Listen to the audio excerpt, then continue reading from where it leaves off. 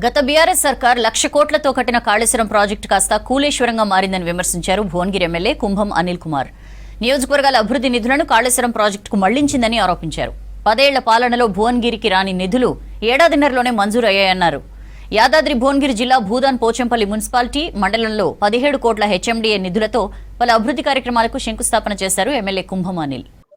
Municipality అట్లనే పోచంపల్లి మండలానికి సంబంధించి హెచ్ఎండిఏ సంబంధించిన నిధులు ఇక్కడ పోచంపల్లి మండలానికి టౌన్ సంబంధించి 17 కోట్ల రూపాయలతోటి ఈరోజు అభివృద్ధి కార్యక్రమాలకు శంకుస్థాపన చేసుకోవడం జరిగింది.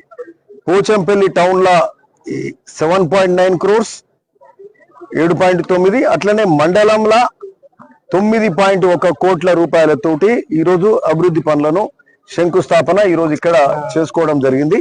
పోచంపల్లి ఈరోజు ఒక వార్డు పోతే ఆడ డ్రైనేజ్ ఉండే, అంటే 1-2 వార్డులకు కలుపుకొని పోయే డ్రైనేజ్ 1 కోటి రూపాయలు ఒక దగ్గర శాంక్షన్, ఓ దగ్గర 70 లక్షలు, ఓ దగ్గర 50 లక్షలు, గ్రామాలకు పోతే ఒక జూలూరులో 90 లక్షల రూపాయలు శాంక్షన్ దక్కింది, ఓ దగ్గర 50 లక్షలు, పిలాయిపల్లి 65 లక్షలు, ఇట్లా అంటే లక్షలల్లా ఈ విధమైన నిధులు ఎప్పుడు కూడా రాలే. ఎప్పుడు 10-15 లక్షలకు ఎక్కువ రావు.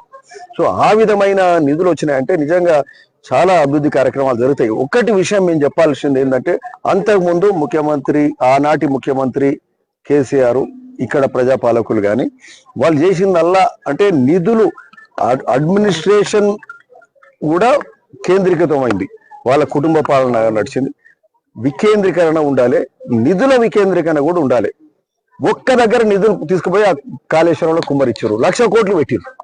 1,00,000 కోట్లు పెడితే ఆ ప్రాజెక్ట్ ఊలైపోయింది. పోయిన సంవత్సరంకి వెళ్ళి కథం, ఆ నీళ్లు లేవు, ఏం లేవు. వాళ్ళు అంత పెద్ద 1,00,000 కోట్లు పెట్టి 1,00,000 ఎకరాలకు నీళ్ళు ఇవ్వలే. మిషన్ భగీరథ అంతే, మిషన్ కాకతీయ అంతే, అన్ని కమిషన్ల కార్యక్రమం చేసిరు తప్పితే ఏ ఒక్క కార్యక్రమం చేయాలి. అంటే నిధులు కూడా సరే, మా బునియాది కానీ పిలాయిపల్లి ధర్మాడి కాలంలో కూడా 10 ఏళ్లలో పైసలు ఇవ్వలే. ఈ రోజు మాకు 500 కోట్ల రూపాయలు మొగిదే ముఖ్యమంత్రి గారు ఉత్తమ్ కుమార్ గారు ఇరిగేషన్ శాఖ మాతిలో మాకు 500 కోట్ల రూపాయల శాంక్షన్ చేసి